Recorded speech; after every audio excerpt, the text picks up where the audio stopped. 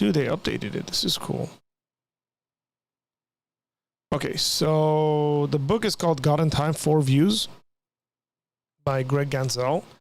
And then the individuals that are debating in the book are Paul Helm, Alan Paget, William Lane Craig, Nicholas Walter Storff. And they discuss time as a concept philosophically, and then they do the theology. That is assuming, by the way, like you asked me whether I could describe for you what God is like outside of time. I personally don't think God is outside of time. I don't think God is outside of time. And I tend to not think God has ever been outside of time. I think God's always been within time. But that's a weird way of speaking about time because you're using spatial categories. And so I would agree with you in the understanding that I don't think time is a spatial thing.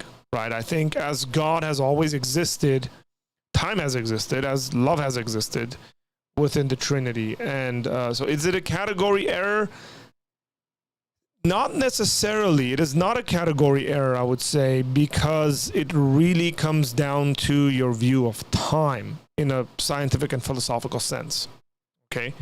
So this is where this kind of debate comes into play when it comes to what's called the A theory of time and the B theory of time, or static time versus dynamic time. Depending on your views on those things, you're going to conclude whether time is a spatial sort of thing or a fourth dimension within space-time, which is like the Einstein's kind of model and stuff like that. And then whether that even applies to God, at least at one point. So William Lane Craig will say that logically prior to the creation of the universe, God was timeless. And then when creation took place, God has entered time and existed within that. I think in this book, Alan Paget is the one who says, no, time has always existed because God's always existed, and that's the direction he goes into. Pretty sure that's Paget's view. Paul Helm doesn't agree with that. Paul Helm holds to a traditional kind of Augustinian view that God is outside of time, observes all of time and space together. But I don't think it is a category error. Highly recommend you buy that book, by the way. That book will introduce you. It's a great introductory text to the concept of God and time.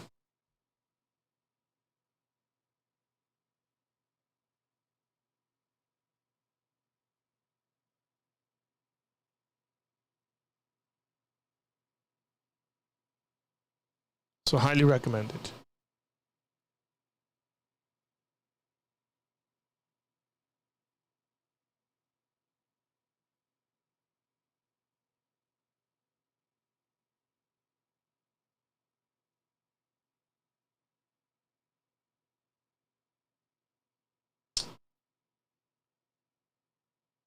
So many things happening in the background.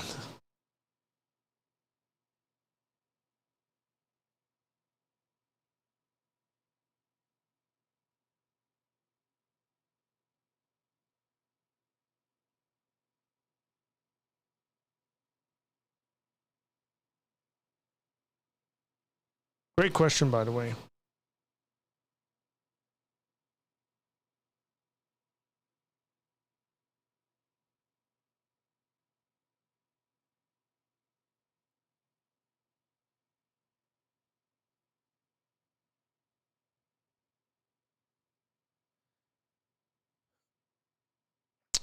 So I think he's part of time in some sense. Oh, so you think God is a part of time? Yes, I do.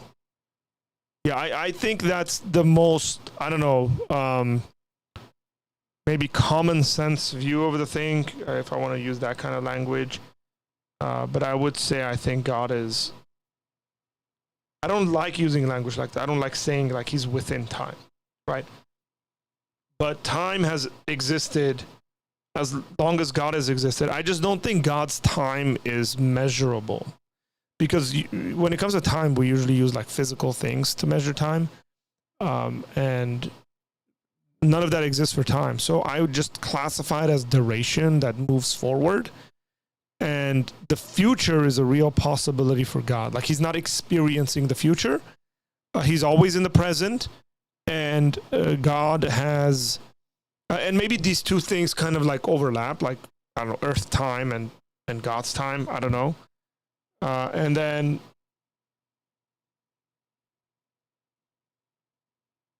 the past is no longer the case for God.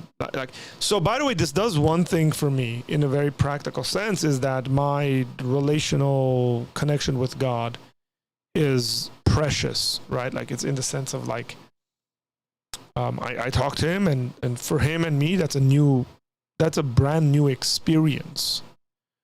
Now that doesn't affect God's knowledge of the thing. Like, I think God knew that was always going to happen, but once the experience happens, that's a new sort of thing.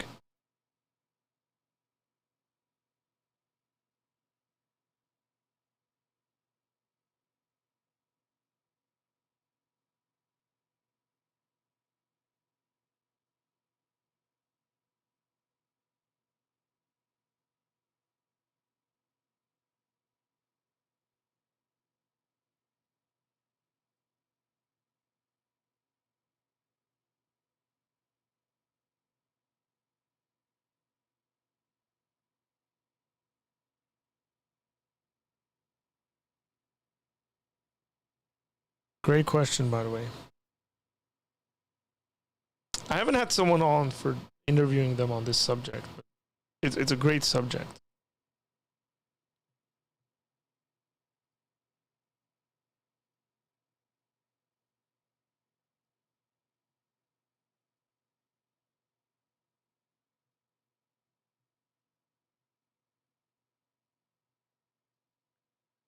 How does God answer prayers without intruding upon free will?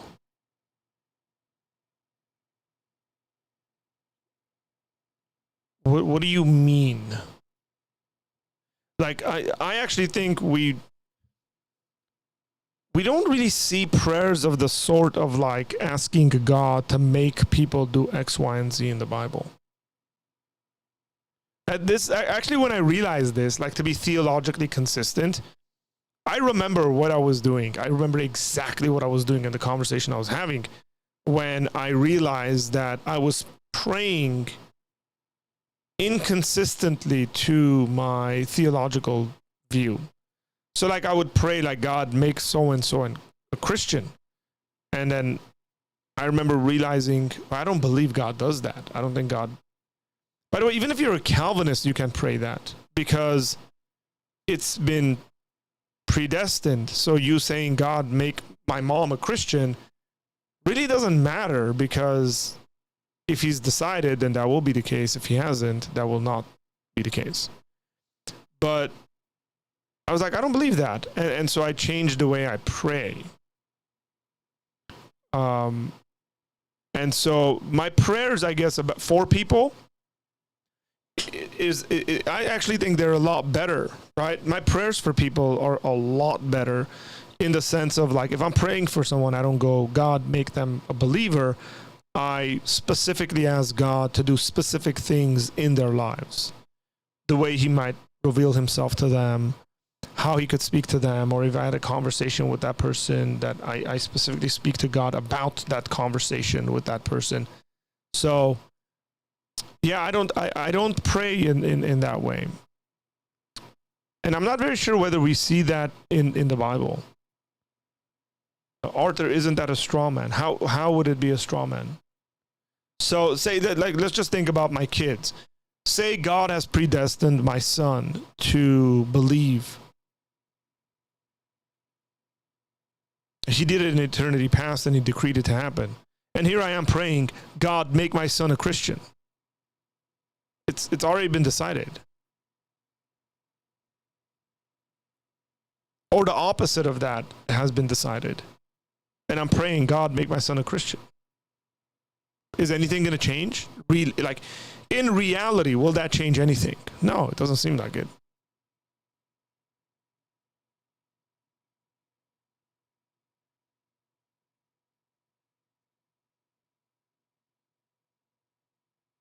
I'm curious to know how you guys think that's a straw man, by the way.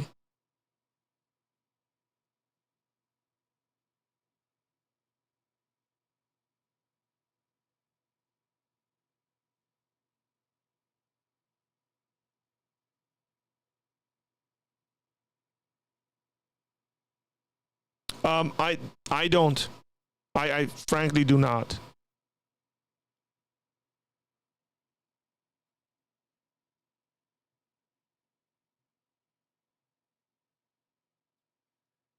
I wouldn't even categorize. By the way, I wouldn't even look for a book that is on Calvinism and free will. Like this would be a category error in regards to like research studies.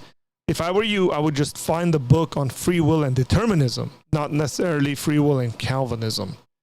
So if you want a philosophical thing, find a book on free will and determinism. And then specifically, I would say maybe find a book on free will and determinism from a bunch of Christian philosophers rather than non-Christian philosophers. Because that shares your worldview in a number of ways. And then whether you want to get a book on the soteriology debate, whether Calvinism is true or not, then that's a completely different conversation. But I wouldn't pit Calvinism against free will. That's just not right.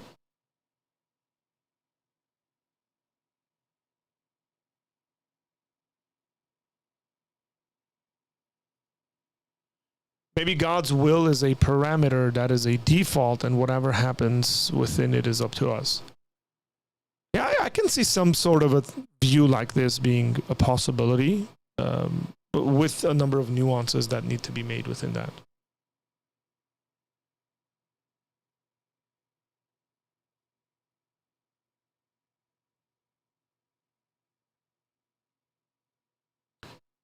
Why pray at all if it's predestined according to your reason? That's not what I'm saying. By the way, the conversation here was specifically about the salvation of individuals. And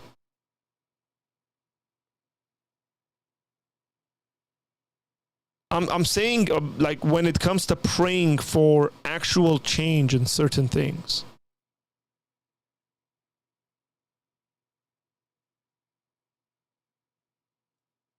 And I don't think I'm strawmanning here, by the way.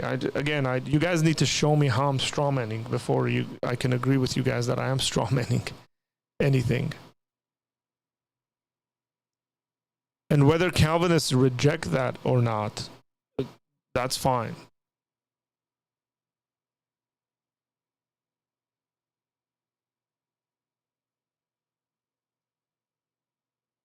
No, you're misunderstanding me, Arnold. I'm not strawmanning historical Calvinism as determinism. Okay, I'm not even defining historical Calvinism. All I'm defining, the conversation was only about salvation. And when it comes to salvation, the Calvinist is a hard determinist. Okay, God has pre-selected and preordained for that person to be saved. Meaning there's no other option there. There's no other real option there. There's no other choice there. They will either believe or will not believe. That's hard determinism when it comes to soteriology. It's that for sure is the case.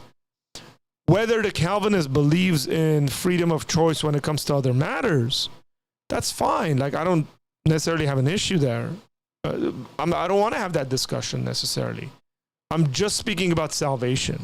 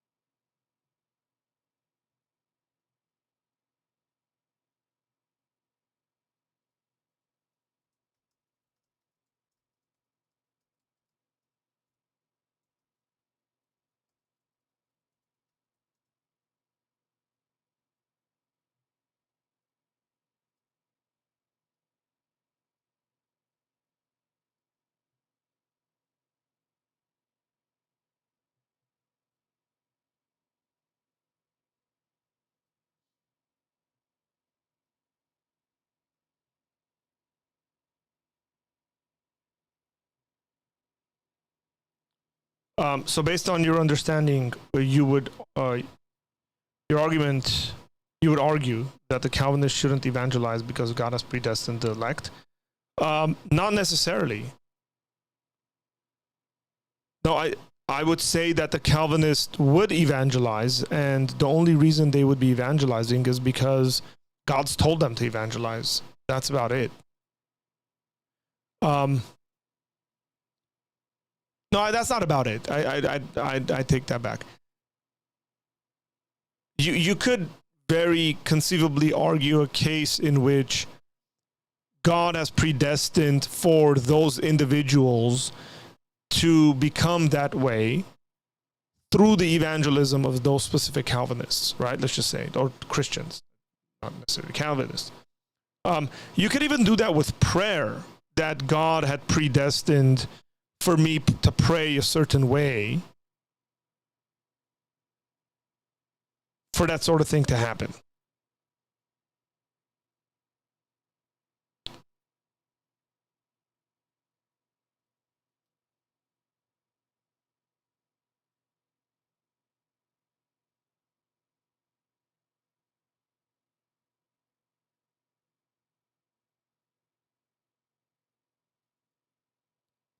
Hey, just Justin, is there an example in the Bible that you could think of where an individual or individuals pray that God changes the hearts of those individuals from believers to unbelievers, by the way? Oh, sorry, from unbelievers to believers. Like, is there an example you can think about that we could look at maybe?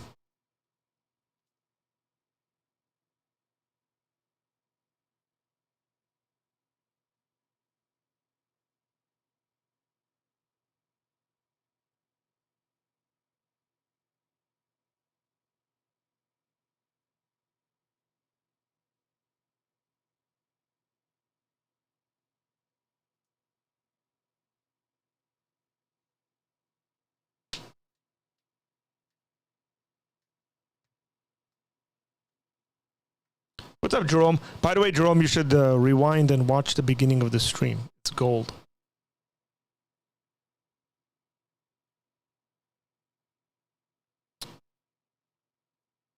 What would be the prayer? Oh, so I think you asked like how I would pray for an unbeliever. It depends on the unbeliever. I'd pray very specific things. It really depends.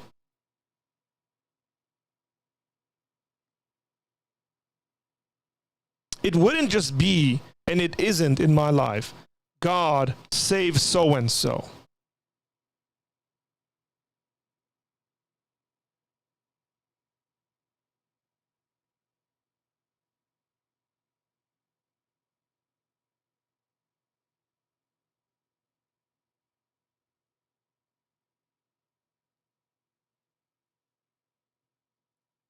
God changed Paul's heart, God hardened Pharaoh's heart. That's not what I'm talking about. I'm asking whether people are praying that way. I want an example in the Bible where people pray like that.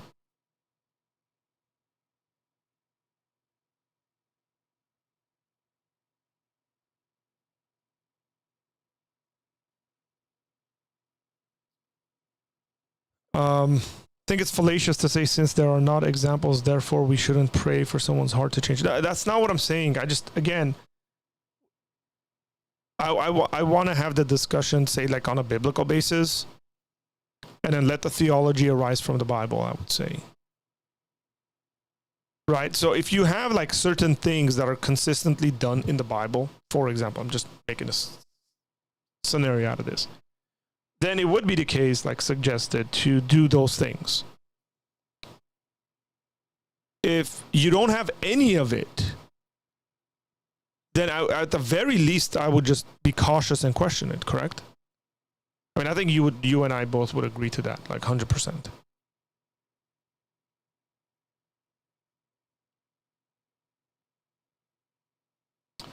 Would the prayer be work through me to bring salvation to this person? Not necessarily, because God might not work through you to bring that person to salvation.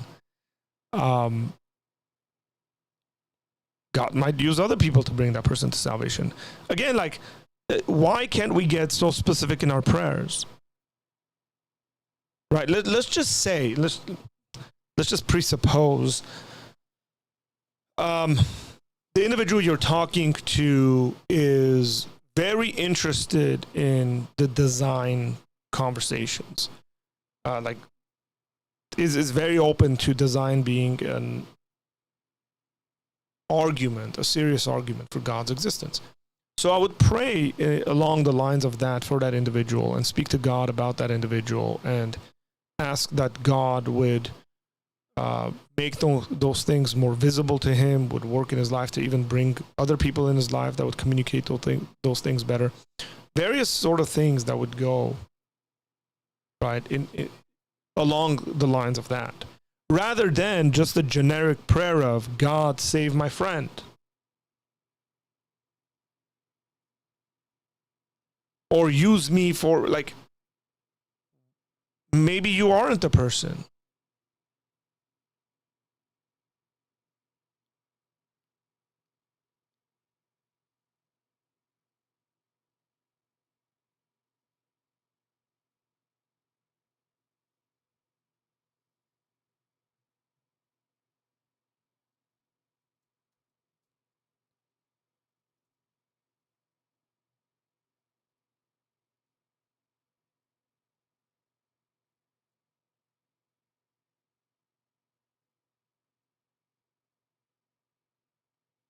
Dude, we got to get this fantasy Premier League thing to go going soon, because I realize the season's starting soon.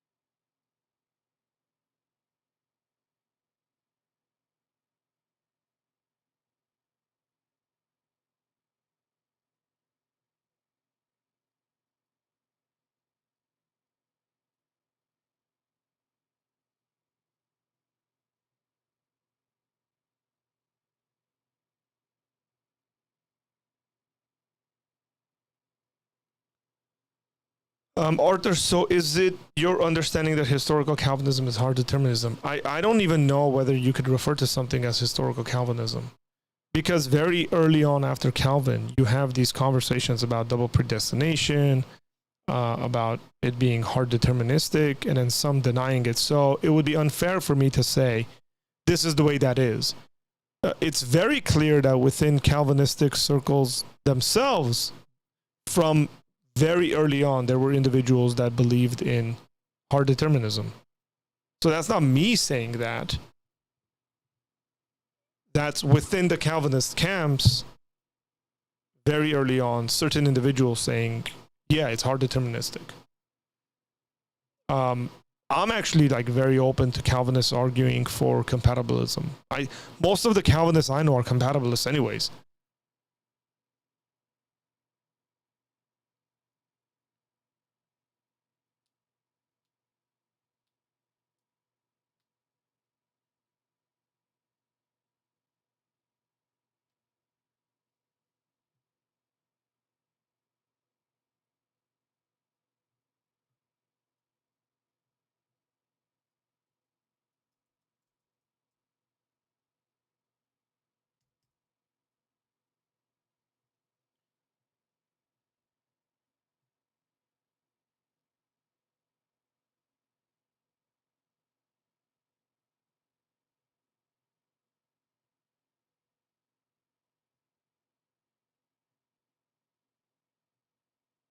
Yeah, so Romans 10:1, that's a good one.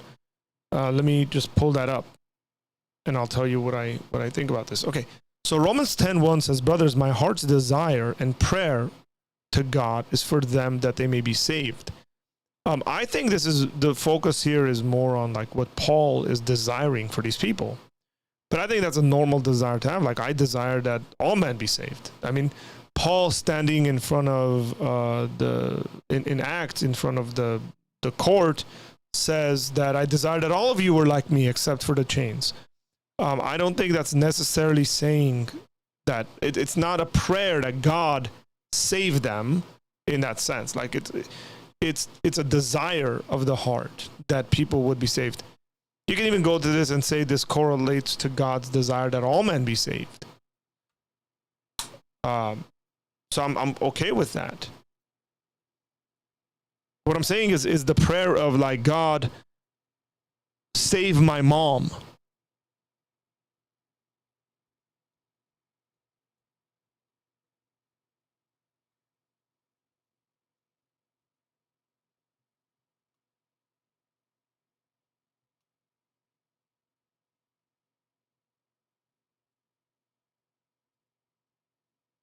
I can't from the top of my mind. No, I mean, but you can pull it up and look at it.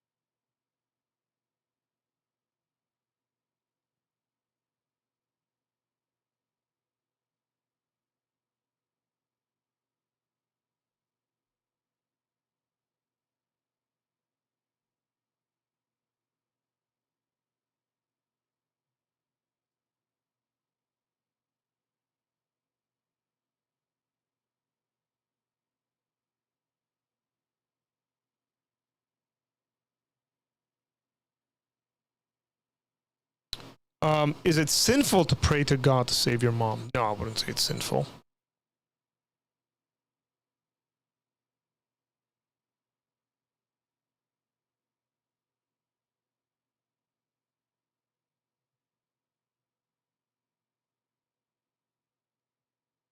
My question, I guess, is to let me just make it a very frank question. Okay.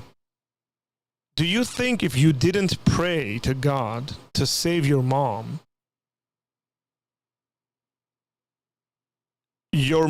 nonetheless would get saved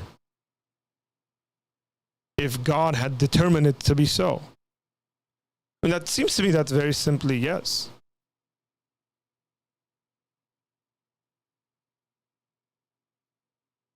Like whether you prayed, whether you didn't, God determined that she would get saved, and she would. She will.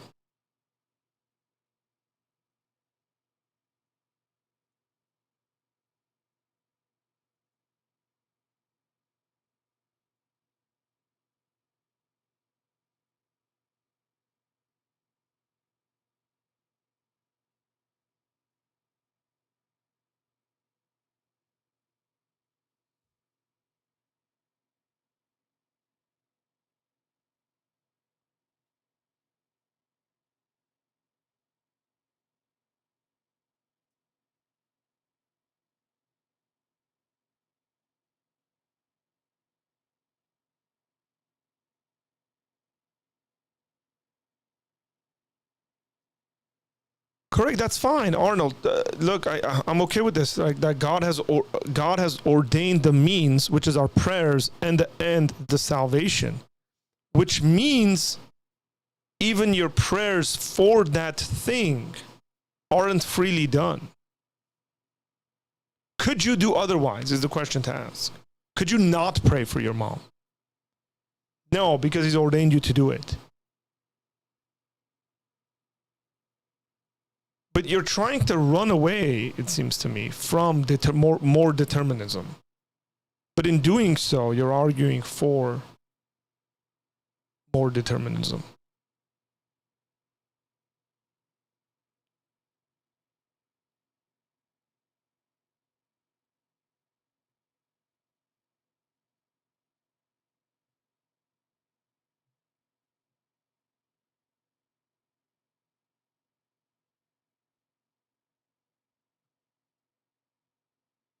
It's harder for you guys, by the way, in this form of discussion to make your points because you're so limited.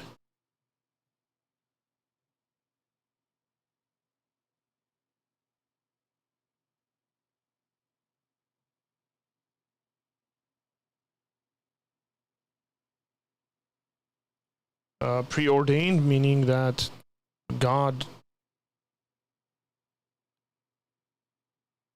ordained it, that you would do that thing.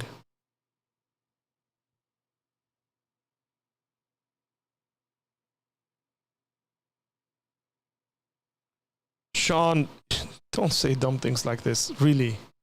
Like, you realize, like, people said this 300 years ago, and the ones laughing are the religious people.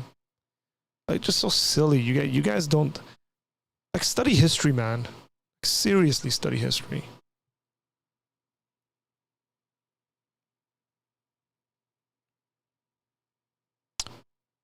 Human agency exists, but not in a vacuum. Okay. It's within the parameters of God's sovereignty. Well, you're defining a certain sort of what sovereignty looks like and what those parameters are. That's fine. Okay. If God ordained anything, it does not mean a decision was made.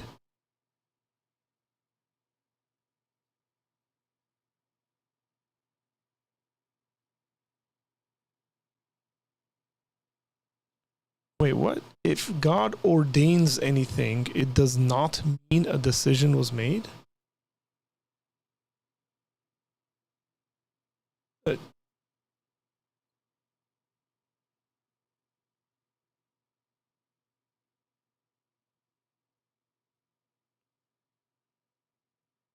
Ultimately, it's God who decides to either permit or prohibit that decision.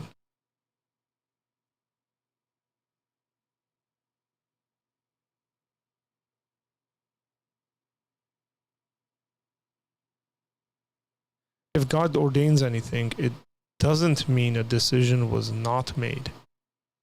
No, what it means is that that decision wasn't freely made. It means that decision was ordained for you to be made. It means you couldn't have done anything otherwise than make that decision.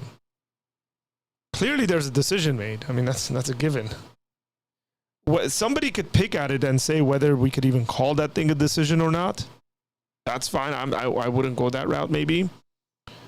But it seems to me that it would.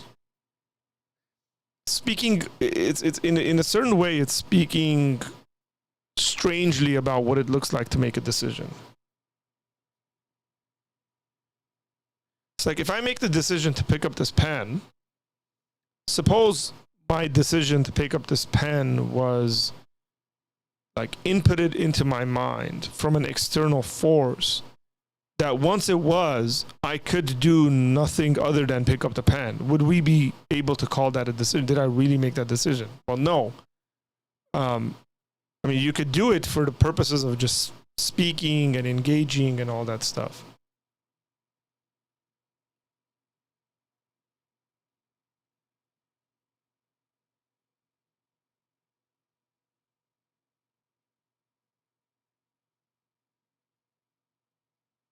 What's up, Sapirade? Ordained. So yeah, so you're talking about foreknowledge versus foreordination.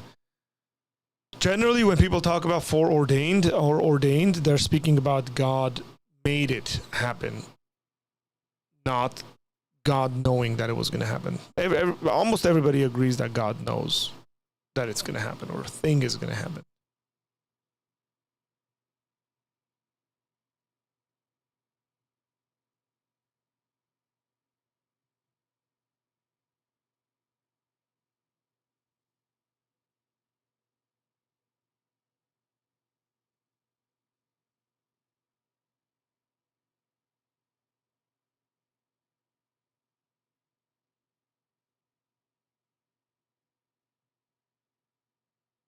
Arthur's beard looks nice. Thanks, man. I appreciate that. We got to get it grayer, I guess. So in God's perspective, we don't have free will.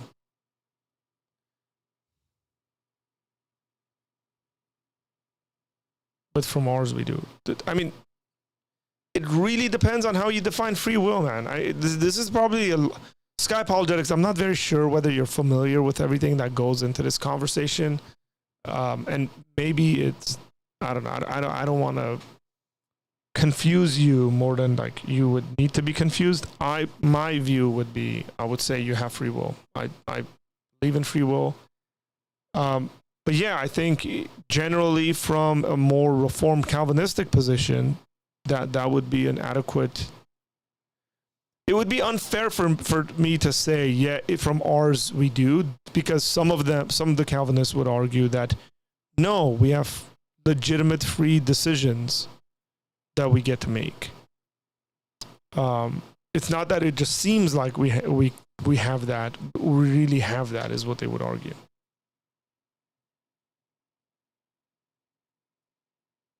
The only way to escape God ordaining all things prior to creation is open theism. I think that's a false dichotomy. Because you can believe in foreordination or decree, if you divine decree, without it being him decreeing every little minute detail.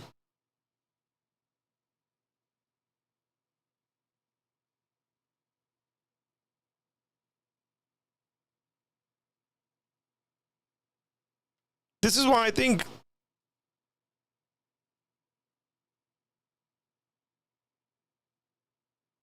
Molinism answers this, man. I think the middle knowledge stuff actually answers this. It leads you away from open theism, but gives you a solid ground for God's sovereignty.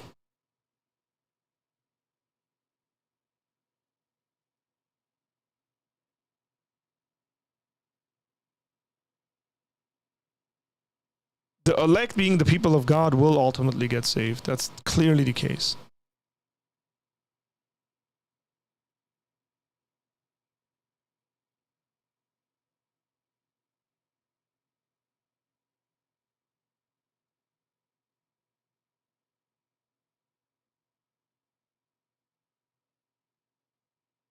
Dico, I'm not sure like whether you're familiar with this specific discussion, like in the details, but someone like who would be like classically Western or Arminian, or even like a provisionist like Flowers, who's on the channel recently, would say, correct, the elect will get saved. That's the promise of God. Whoever believes in Jesus will get saved. Correct. No question about that.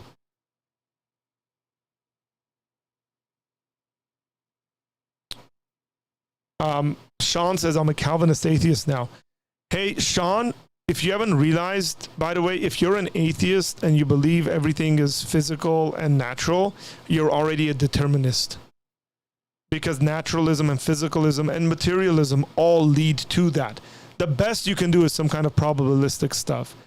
But it's not that you're already a Calvinist, but you're already a determinist. You can't be a Calvinist because in order to be a Calvinist, you would presuppose that God exists. A Calvinist atheist is a contradiction in terms because the Calvinist believes God exists. You don't believe God exists, so therefore you can't be both of them. But what you are and what you can be is a deterministic atheist. And if you are a deterministic atheist, then there's no free will, and you shouldn't be arguing that we not use air conditioners or something. Because it's all determined. Even my religious beliefs are determined within your atheism. Like, well,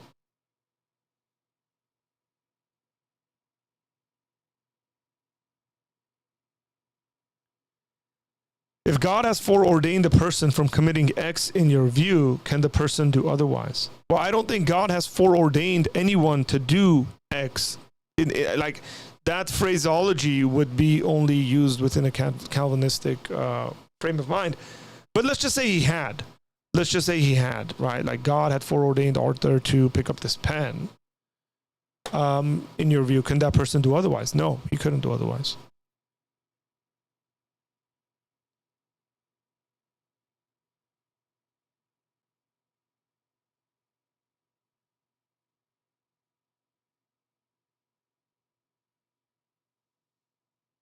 Sean, that's not a solid answer, but sure.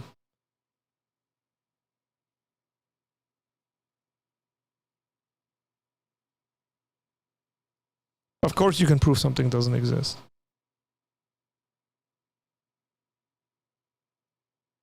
And just, I'm no longer gonna like just comment on these very simple things.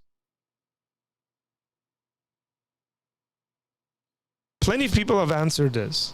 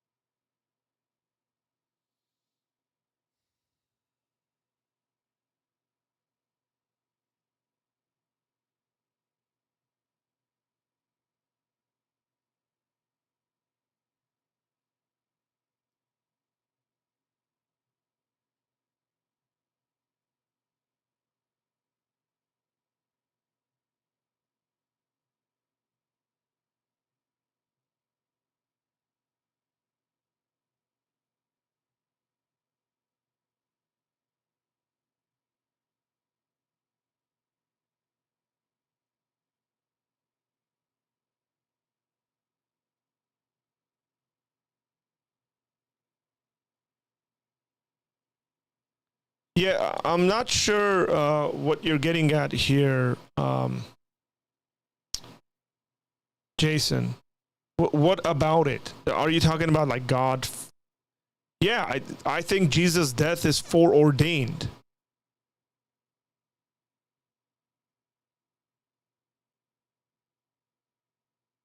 Meaning God knew what he was going to do and then did it. But I don't see how a Molinist perspective wouldn't answer this question in regards to God knowing the free actions of individuals and the conditions for them, and then God doing those things and people responding freely to those things and then ending up killing Jesus. And that remaining to be free at the same time as God being sovereign, without it having to be the predestined sense that we typically think about.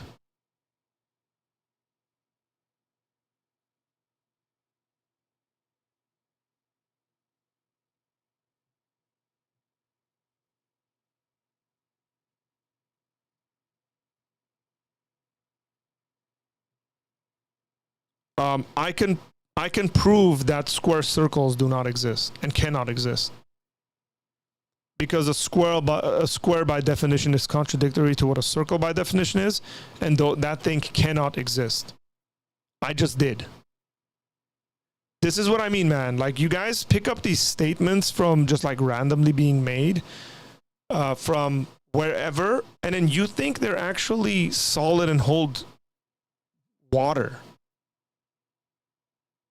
I can prove that there are no such things as married bachelors. Because a bachelor, by definition, cannot be married. So therefore, they don't exist. There you go. I just proved two things that cannot exist. I can go all day. So please don't use that line with, again, you guys know me well enough.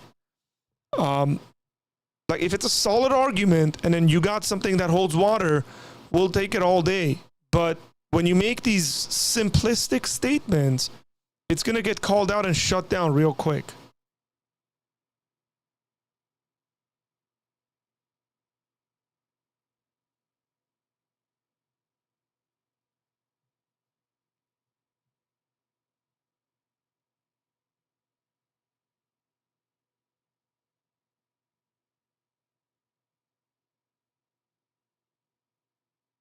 Wait, what? Joshua, what? Could Jesus have said no and followed Christ? Sorry, okay. Now it makes sense. My mistake. Could Jesus have denied God and followed Satan's temptation? That's a really good question. I mean, that's a whole theological subject in regards to the impeccability of Christ. And folks break it down differently within even Christian theology. So, I mean, my opinion, I wouldn't present like a Christian view of that because Christians disagree on that issue. Some are going to say no, that's never a real option. Some would say it's a real option, but since God is all knowing of things and knows how Jesus would have reacted to certain situations, it's a real option, but it's not a real option that will ever be taken. Is there 3 persons in heaven? The Trinitarian view is that God exists in 3 persons, correct?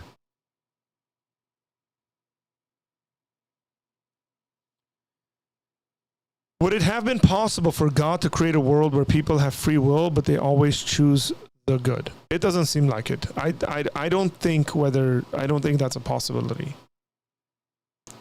Face value, I don't think that's a possibility.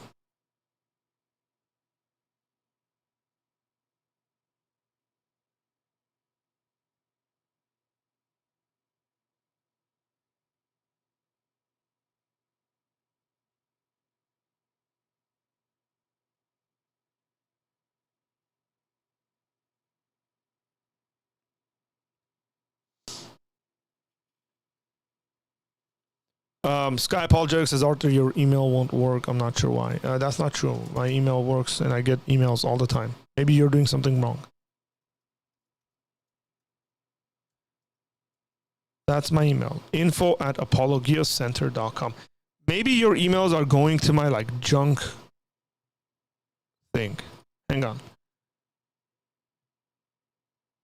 Let me see.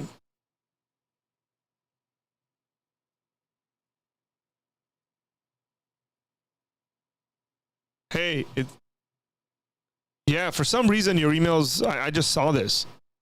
June 26th. Dude, that was a long time ago. Let me respond to you.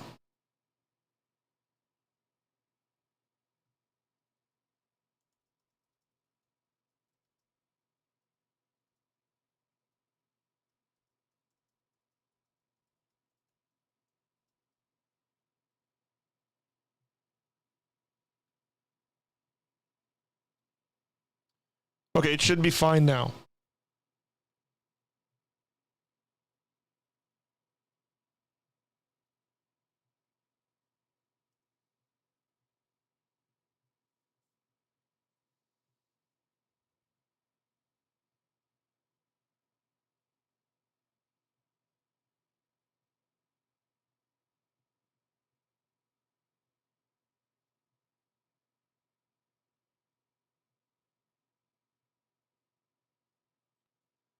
Can you explain the contradiction in a world where people have free will, but they always choose the good?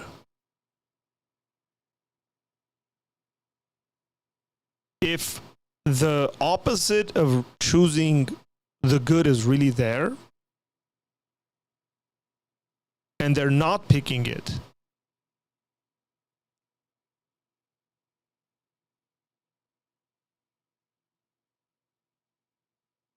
if it's there, right? Like so the choice to do evil is here, and then the choice to do good is here, and they're constantly making this.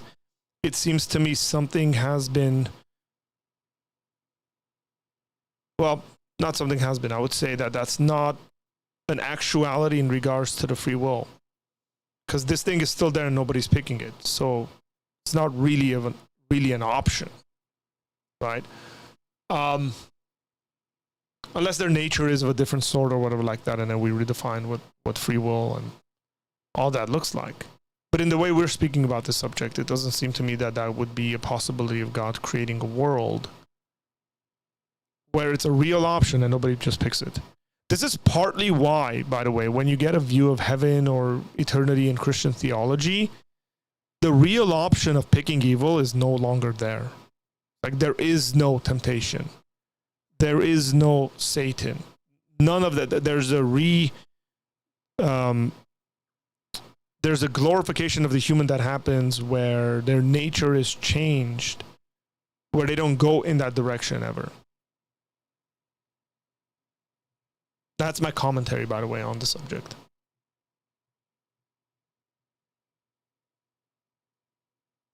Acts 4:27-20 is pretty convincing Calvinism, though. I don't think it is. I think it's just talking about how God preordained Jesus to come and die. How is that Calvinism? Calvinism has to do with soteriology, guys. Like this is specifically about Jesus' death.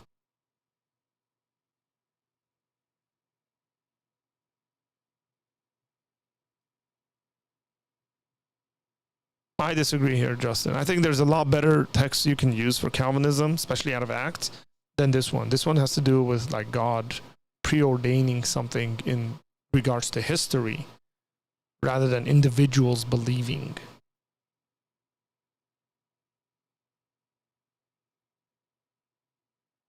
Now, if you want to say that whatever Herod, Pontius Pilate, along with the Gentiles, to the people of Israel, to do whatever your hand and your plan had predestined to take place, yeah, I would say there are certain things in human affairs in which God, again, predestines it to happen, and it does happen, but I don't think this is anything that a view like Molinism can answer.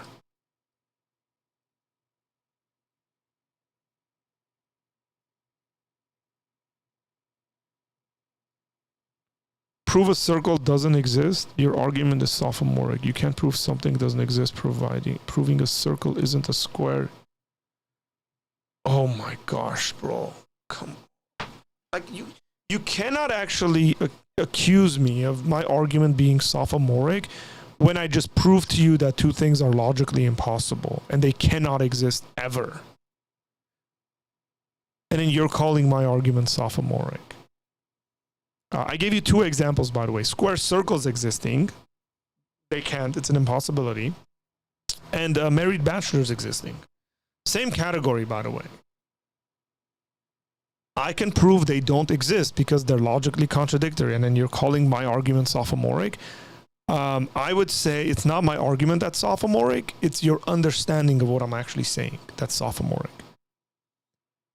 The fact that you don't even understand my argument.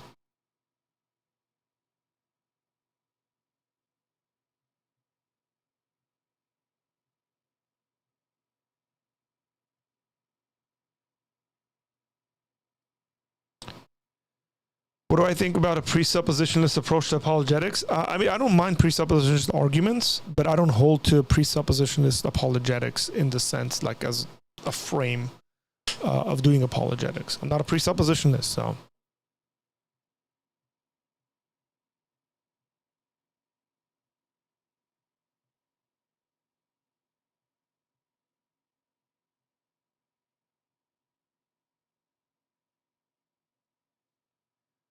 Does God have free will but always chooses the good? Yes, because God's nature is of that sort. This isn't a counter argument.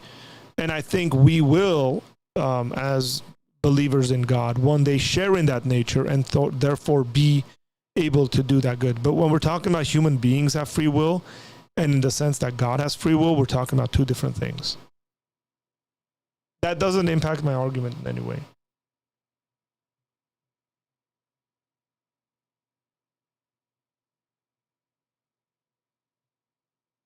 This is why I think Molinism answers the question. Arnold, this doesn't bother my theology one speck. Because God knew what the human beings would do in a counterfactual sense.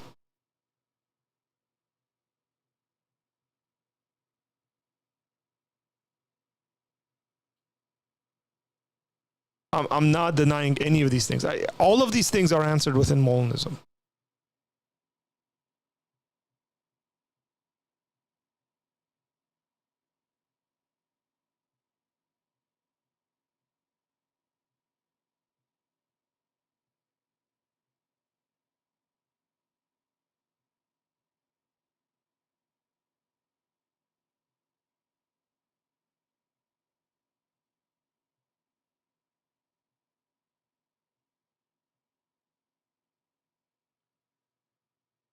Could Pilate and Herod done otherwise to thwart the crucifixion? I'm going to keep repeating myself, Justin. I'm going to keep repeating that Molinism actually provides the groundwork in which Pilate and Herod acted freely, and God was sovereign over it and was able to predestine it for it to happen like that because of middle knowledge.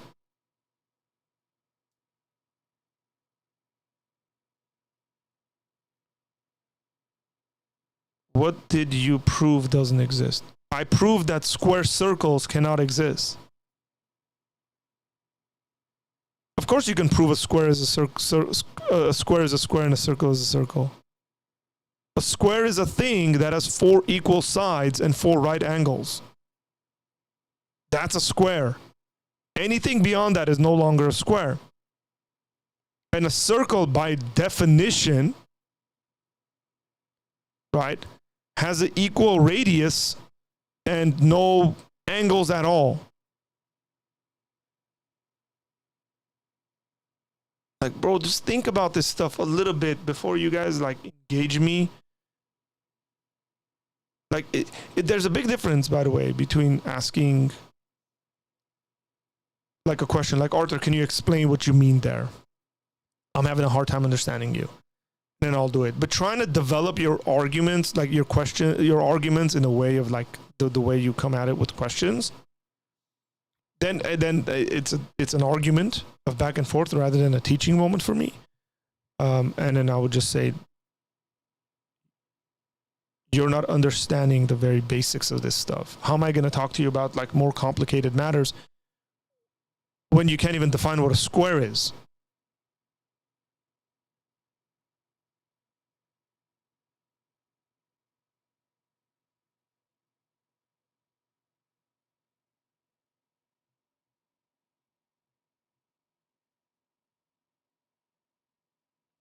Are you a Molinist, and what's open theism's relationship with that view? Open theism's relationship to Molinism is no relationship.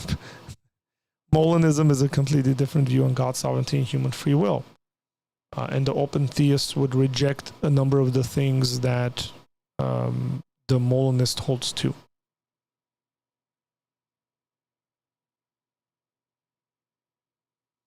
Thank you, Saperaude. Thank you. Thank you.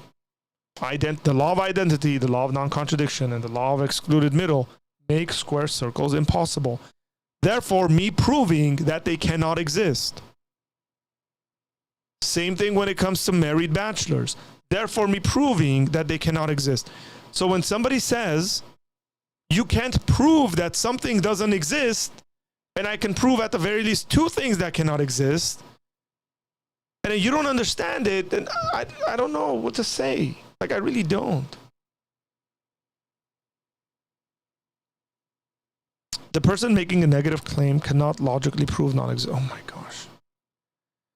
To know that X does not exist would require a perfect knowledge of all things. That is not true. You can prove the non-existence of many things just because of the way logic works.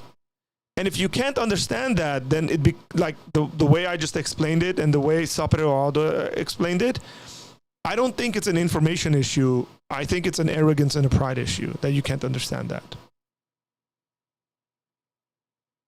Like, I think we've broken down it to the most basic level that you possibly can when it comes to logic as to how these things cannot be. And then if you sit there and you go, no, you got to be omniscient, it's just being arrogant at that point. Because this is as simple as it could get when it comes to doing the logic of it. And then I would just say, hey, just stand back, re-examine your heart, and say, am I being arrogant or am I being kind of just unnecessarily confrontational here? And then look at the details of what the argument is. By the way, this is not even a theist-atheist distinction. This is a logic distinction. This is the way logic works. Married bachelors are logical impossibilities. square circles are logical impossibilities. They can never exist.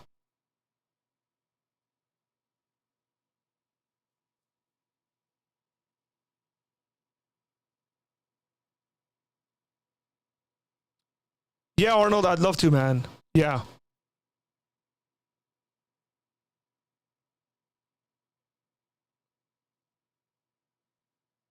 But hey, man, like in logic, we use proofs. Like that is like the sense of proving something is within like symbolic logic. Within logic, you can say, if A, then B, B, therefore, C, like that's proving.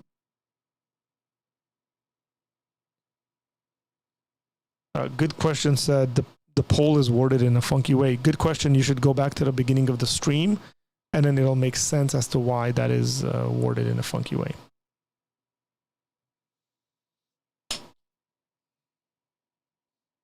Hey, don't spread yourself too thin, by the way. I mean, by the way, I would say in my description box, there's a link to recommended books that I have.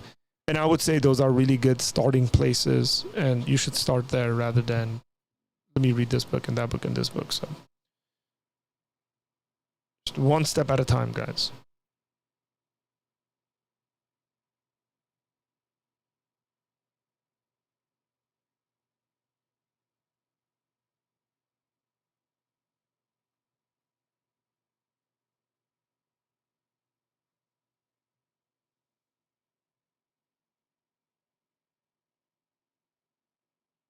How can you prove good and evil exist? I'm not even sure what you mean by this.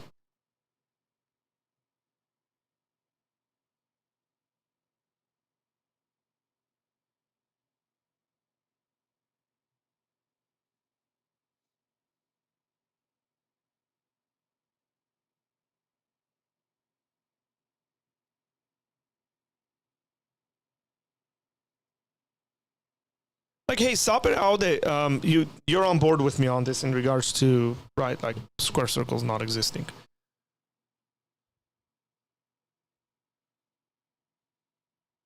Is it that difficult? I mean, like, seriously, is it that difficult for some folks to realize that, like, just the simplicity of logical thinking and the laws of logic will get us to a place where we can, at the very least, speak about certain things that are impossibilities?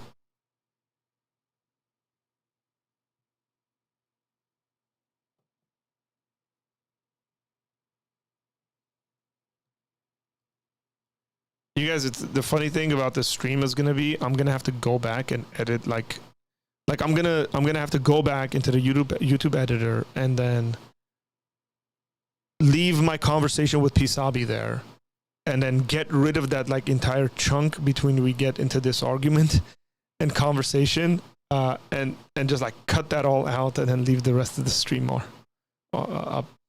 Are you located in California? I am located in California. Just shoot me an email, bro. Like, you want to have these discussions? I responded to your email. Shoot me an email and then we can talk about that.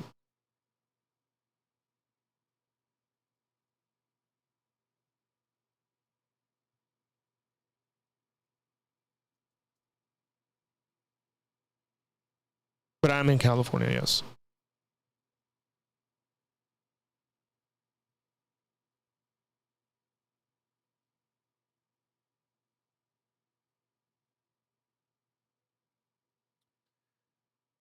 Square circles are not a thing. You live philosophy class in your second hour knowing that. Said honestly, not worth debating it any. You know, it's funny that like the two examples I gave, which are the popular ones, right?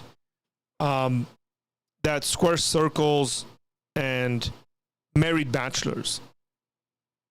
People typically don't go after the married bachelors one because it seems to me that it's a lot more of a concrete sort of thing for some reason in their minds. And they'll go after like, but you know, what if a square has curved sides and this, like they do these weird things. And sometimes I'm just like, okay, let's just talk about the married bachelors. Like, you'll get it in that sense. right? But this is the very basics of philosophy and just logical thinking. And it's just hilarious to me when people say, "Oh, atheists." When you say someone's an atheist, it doesn't mean that they deny God's existence. It's like, yes, they do. That's what the word atheist means. Or I'll say you're agnostic, right? But all because you can't prove a negative. Yes, I can all day. Arnold, Arthur, you should have Arnold on. I've had Arnold on. Arnold's a really good friend, by the way. I mean, I've known Arnold for a very long time. I actually performed his wedding. So we are very good friends, by the way. And Arnold and I can sit there and have like the most intense debates. And our friendship doesn't get impacted by any of that. So there's such a mutual respect between the two of us there.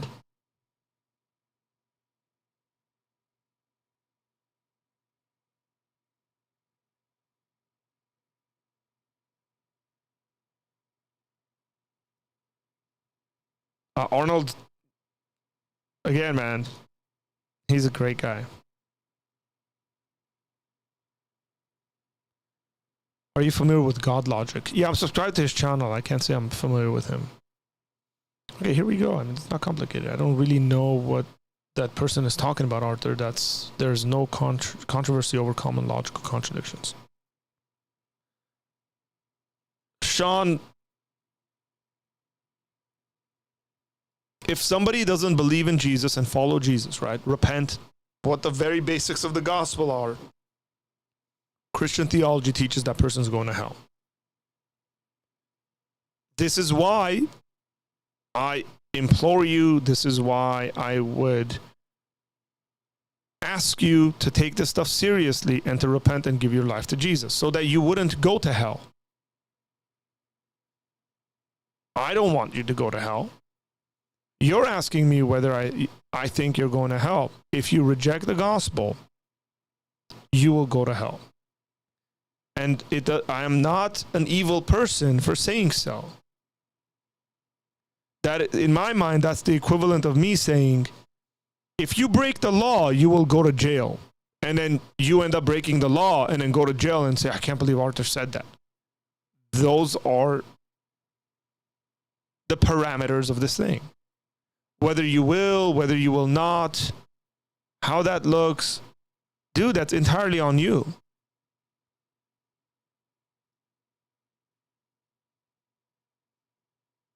You asked me a question, and I gave you an answer. Exactly. Thank you, Keanu. Did you really have to ask that?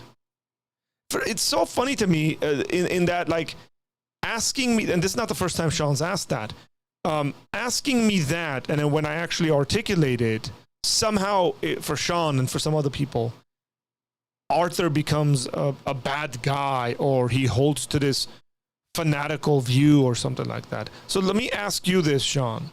Do you think I'm wrong for saying what I just said and believing what I just said?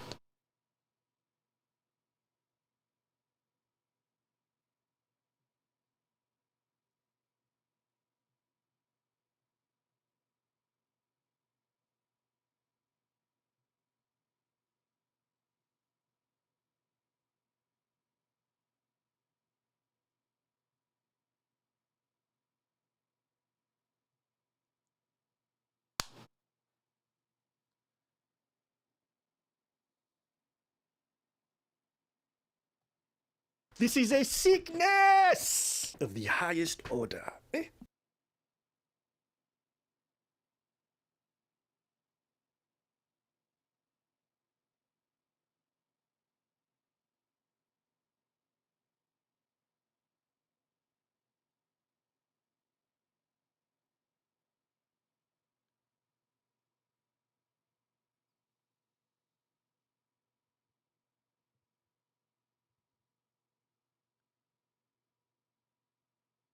You can't be serious about this.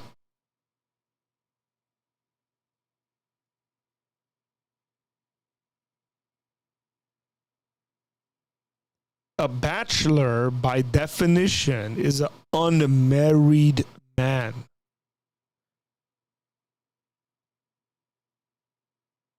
if you have one or more wives, you are married and therefore not a bachelor. You can have 18 wives, or you can have one. What you can't be is a married bachelor. Because a bachelor is unmarried.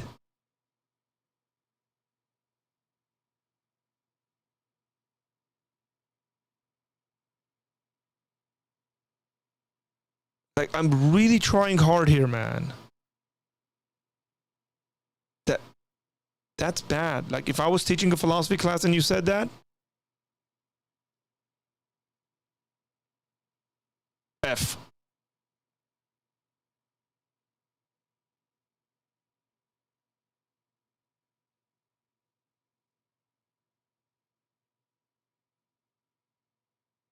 By the way, let me address the first portion of that before somebody goes, oh, Arthur didn't address the first portion.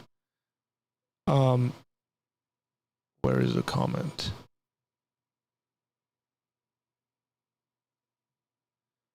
Atheists don't claim to prove that God does not exist, is the point. That's not true. Many atheists stand there and they give arguments as to why it would be impossible for God to exist. Say the atheist gives an argument from divine hiddenness and says, based on this argument, it is highly unlikely, or it is the case in which God doesn't exist. Of course they give arguments for the non-existence of God. All the time.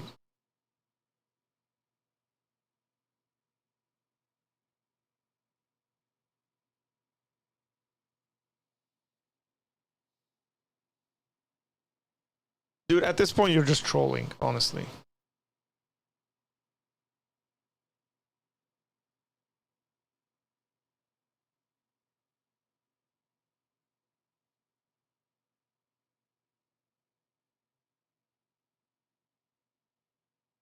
Muhammad had 14 wives, and he was not a bachelor. Muhammad was not a bachelor when he only had one wife, and he definitely wasn't a bachelor when he had 14. Doesn't matter.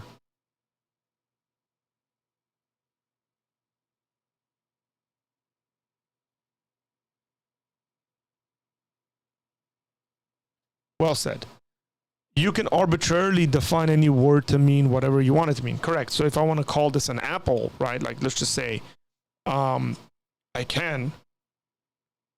Let's say I was the originator for the word, for this thing, and I called it apple. Then it would be apple for everybody else.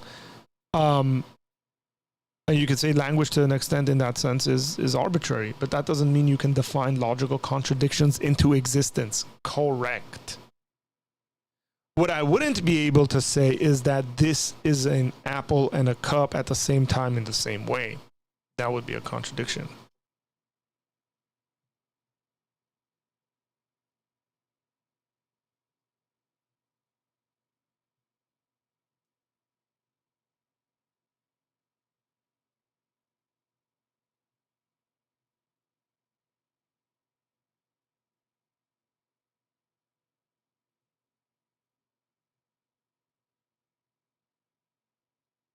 The most common objections from Muslims, probably the Trinity. Jesus never claimed to be God. Those things.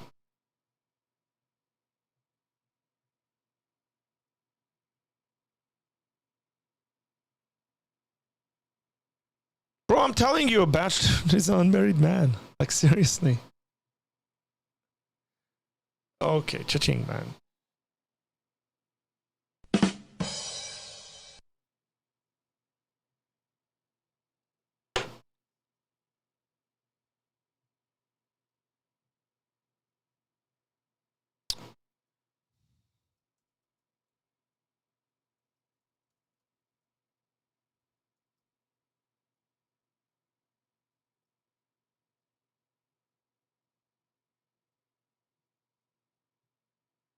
I just realized what time it is, by the way. I didn't realize it was 4:30.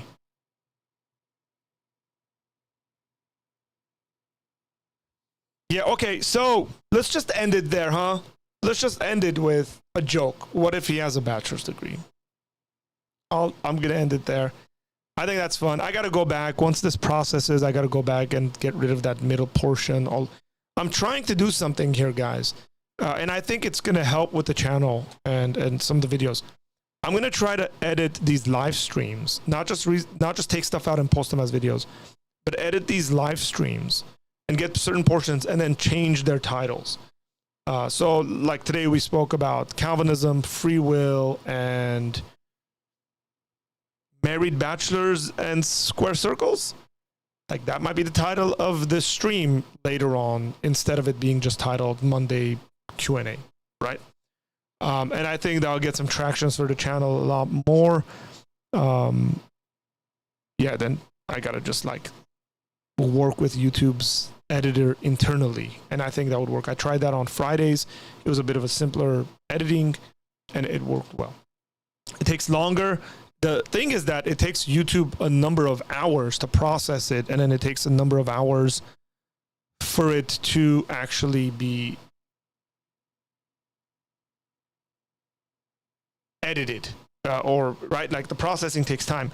So there's a number of things that I might have to do. One of them is like I delist it after I go live.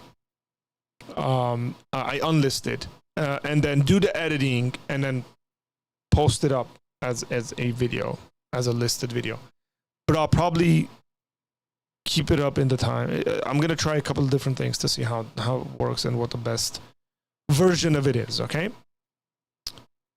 So with that said, thank you guys for joining us. Appreciate it. I've had a blast today being in conversation with you, and I hope to see you guys tomorrow. No, tomorrow's 4th of July.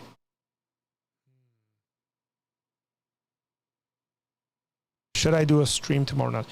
I'm going to have to make a decision whether we can have a stream tomorrow or not. I might do an earlier stream. I might do a stream earlier in the day because I have some stuff going on later in the day. So we'll see. Take care. God bless. And I will see you guys sometime this week.